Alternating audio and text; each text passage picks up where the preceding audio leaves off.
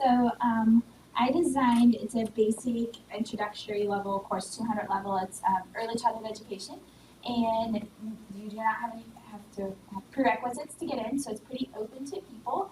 So I have some students that are, maybe a social work major or elementary major who are just interested in early childhood, what the credit are, so they'll take it. And so I tried to really focus on making it an introductory level course. I tried to make sure that it really explained what early childhood was, the history of it, what direction we're going, and I really wanted to be very reflective of my personality. I have kind of a funny, dry sense of humor, so I wanted to make sure that they caught on to that, and so that was a real major focus for me on the online course development, was that students didn't feel like it was a generic course, that felt like they got to know me. So Laura was my IT person. She was wonderful to work with. A couple of funny things that I would do is I was really scared to be on video. So when I was talking to her, I would keep scooting back. And she was like, "Why are you doing that?" I was like, "Because I look skinnier."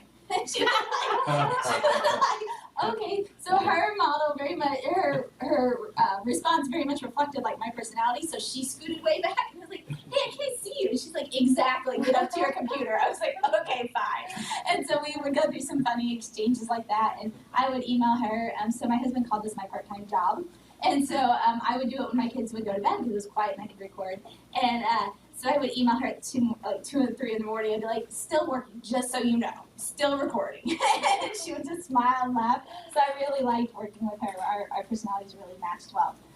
So I was really unfocused at first as far as the organization of it. I wanted to do the modules, which ended up just not working for me, so I went into weekly modules.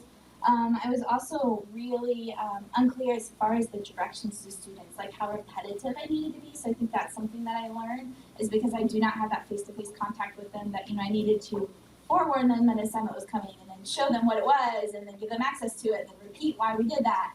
And just felt very repetitive in nature. So a lot of the questions I would ask for are, how much is too much? Too much technology, too much work? If I do something new, how many details do I need to give them about it? And so a lot of it we'll just kind of feel as we go through teaching it online the first time, but I think we ended up with a good mixture. So I we focused a lot on this start here, I went through just all of this, how to do this, but kind of where we're at. So I did a meet the instructor, and this one I came in at 6 in the morning, so no one in my department would hear me taping. I really had to get over this hump of recording myself. I went through and did a little bit different for the course objectives. I was given the template where you could align the assignment to make it very transparent how everything connected. And so instead of doing that, I actually did a voice thread, which again felt was more reflective of my personality. So I wanted to do some kind of visual where it showed that it, and one thing we talked about yesterday in my review is the font on this isn't the best, so I'll have to go back and do it. But what I wanted to do was give a visual out of how the course built upon each step, so how the objectives were related and related to assessments, and then how it all came together at the end for their course artifact. So that was something a little unique about my course. So we did simple things in, I don't think there's anything else. So if we go to week 1, you'll notice that we ended up putting all the assignments in red, which that was something Laura had suggested to me, and I think it just makes it stand out. So again, how do you emphasize different aspects to a student? And I think things like that will help them. And then I did PowerPoint notes, and then I also did it with the narration, just because I thought if a student wanted to just see the content first, I realized they could mute it, but then they would have that option to hear it in both modalities. And then I'm going to show you I tried to do something, because I try to make my classes relatively fun, and I want students to want to come to class, so something that was unique.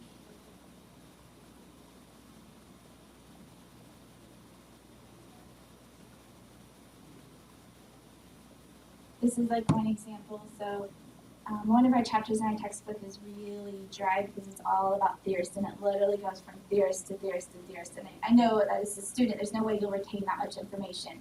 So I had them create what we call a living board, and they actually come dressed up as the theorist and give a quick, it's 3 facts about that person. You try to get them broad to narrow and focus so they can guess who it was. So again, I came in bright and early one morning to tape myself to give them the example. So a lot of this was me overcoming my discomfort and seeing myself. The other thing that I did was try to be again a little interactive with the students.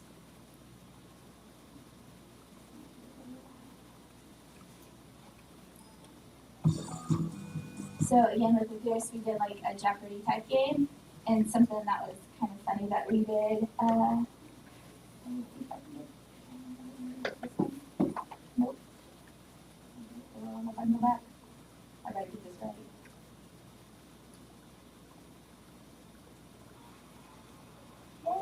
Yay! Pressure not gonna be right. Oh well, I'm still not getting it right. Okay. Well, one of these, so again, I wanted to see if the students were really following along. So one of them says, like, who's your favorite professor of this course? And then it's my name. And then they're like, yay, you got it right. So again, just fun things like that.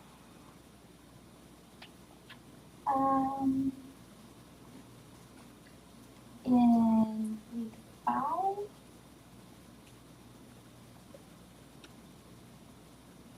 I introduced the 5 major models of early childhood. And so, oh no, that's week 3.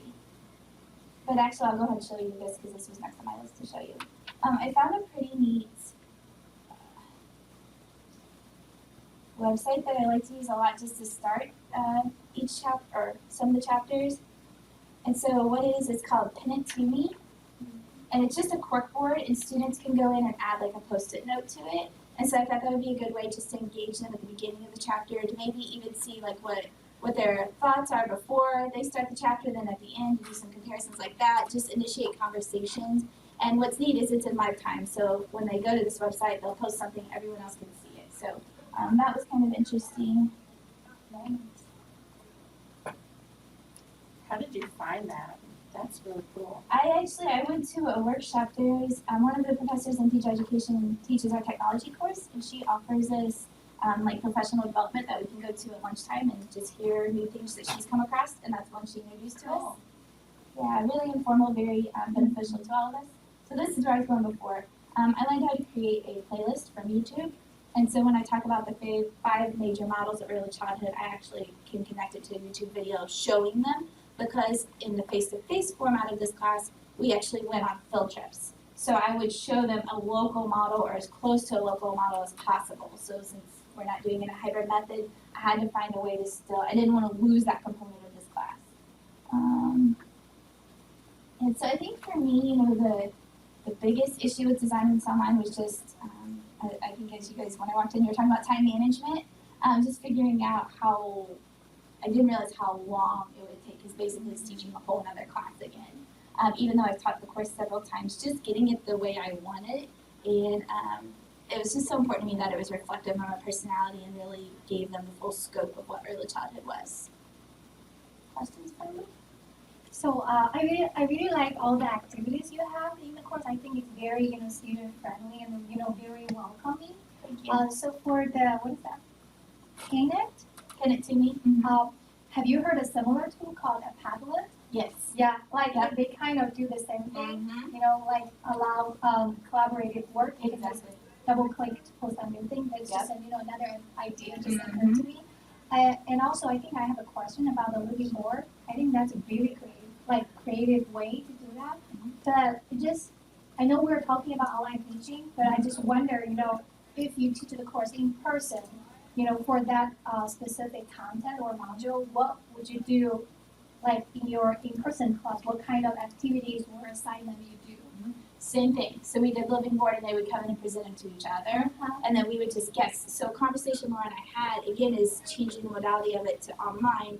How do we, because in class then they guess who the person is. So if we're not able to do that, you can't do a comment on VoiceThread, because then everyone's going to comment, whoever the first person guessed that's right, they're all just going to copy that. And so we decided just to ask them to pause in their VoiceThread video to actually present it. It would be it's like a 15-20 second video. Pause for about 10 seconds after the last clue, and then people just verbally on their own are chiming in. It's not the activity itself is worth points, but not if you guess it right. And so what I'm hoping is then when they go to the VoiceThread video part, they'll see everyone else's examples up there. Awesome. And something else I kind of changed my original thoughts on were I've always had exams, and so trying to figure out how to get them proctored and when to implement them, and if I give an exam in class, that consumes the whole class period, so then does that take a week's work? Like I couldn't figure out timing and how it's comparable. So we ended up going with the idea of quizzes when an assignment wasn't due, to do a quiz, and I think that was kind of a shift in my thinking. It took me a while to be okay with that and comfortable with it, so I think that's really great. Any questions? Oh, can you tell me about your stay updated tab there? Sure. Well, you can't like click on or anything, it's just That's teaches just more the- information about it. That's like a category. Yes, Okay, I see. Yes. So everything's updated in objectives, syllabus, course calendar.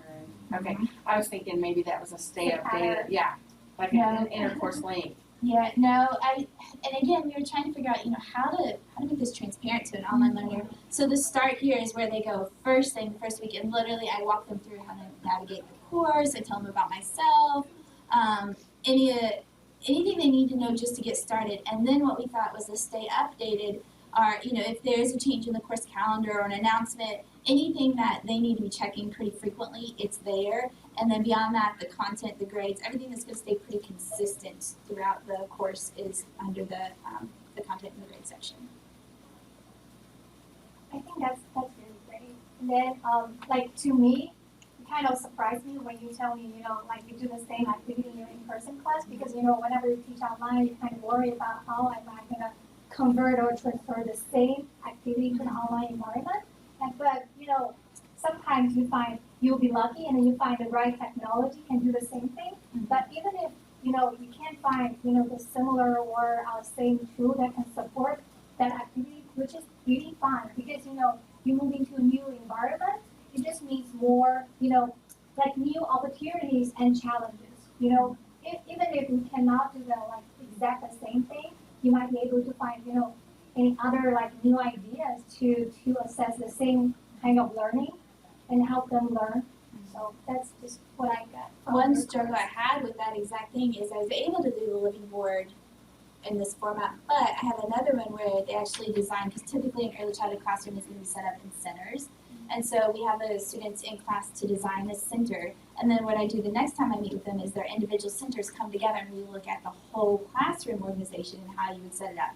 So I was really struggling with how do you do that when it's just one person? Mm-hmm. And so this semester, while I was actually teaching this in a face-to-face format, I took photographs.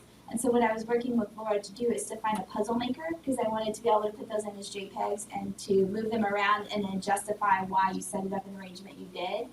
We're still working with that. Right now, it seems like the best thing to do is to put it on a PowerPoint and then let them move the slides around, but it's still not quite, it's like finding that exact piece of technology. I need like a puzzle piece maker is what I'm looking for. Because again, the PowerPoint, you can make it big like you would a research poster and put the components in there, but I don't think it gives the students the same feel as what I was wanting. So still searching for something on that. So yeah, some aren't as easy as fluid to move back and forth. Yeah. But, Well, we'll keep, we'll make sure to keep that in mind, and if we find some, good tool or send it to me, software, please. Yeah, let Thank you know. you. All right. Any other comments, feedback? Lots of nice bells and whistles. Thanks. Yeah. I felt like I poured my heart into it this semester. I really did. Are there grades primarily from the quizzes, or do you have special projects in the living board? And what's their grade breakdown? I'm always curious about that. And so I do a point value for the whole class. And it's just about equal parts. So their assignments, like the living board activity, there's where they study a major program or model in depth, that's another one. Those kind of consist for about a third, and then the quizzes consist for about a third of that 300 points, and then the other 100 points comes from like our discussion and activities, like the classroom layouts I was just talking about. Those are worth 10 points, and that really took restructuring in the way I plan a class, because I'm so used to, we'll do very small, like participation, attendance, like keep them going classes. But then at the end, that test is how they show me that mastery of content, and just the complications of figuring out how to get that proctored and what it looked like was just too much for me right now. So I started to just fracture it down, and then we realized the quizzes would achieve what I needed to achieve. And it actually connected better to my weekly objectives if I broke it down into smaller quizzes rather than big tests. And so it ended up making a little bit more sense, but then that's my other third. So did you make your quizzes then not be proctored? They were just honor system quizzes, right? I mean, I do too. Yep, I take them online, and I did all the prohibiting things, no backtracking, within the time limit, all that kind of stuff. And the one thing that our small group, because I don't know that were you in my small group? No? Okay, sorry, you. Our small group, one of the people that came in and talked to us who went through an alumni of this program, what she suggested, which I kept in mind, was to make everything due by midnight of Monday. So that way, if the students have technology issues, IT is available to help them, and you can redirect them and say, because she said originally she had it due on Sunday, and students were frantically emailing her over the weekend, this is due by midnight, and I can't get this technology to work. So she said by moving that to Monday, it really alleviated a lot of stress for the students. So I thought that was a good little tip. That is a good tip. Yeah. Thank you so much for sharing. Thank you for listening.